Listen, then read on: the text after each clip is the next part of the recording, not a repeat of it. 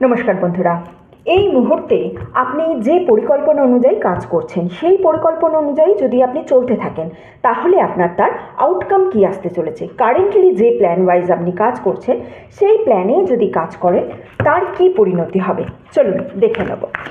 Timeless reading, স্ক্রিনের ওপর double tap করবেন এনার্জির সঙ্গে রেজোনেট করার জন্য। দেখে নেব পরিকল্পনা অনুযায়ী কাজ করলে কি হতে চলেছে।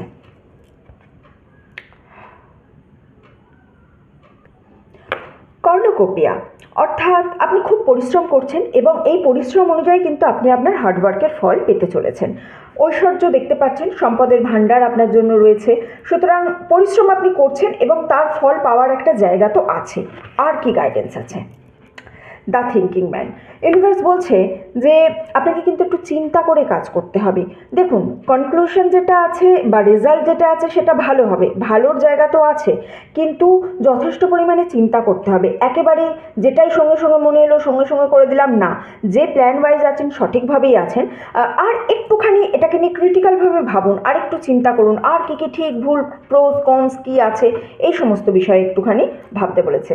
অ্যাঞ্জেল অফ ব্যালেন্স, বাহ, খুব সুন্দর কার্ড। তো অ্যাঞ্জেলের আশীর্বাদ আপনার সঙ্গে আছে।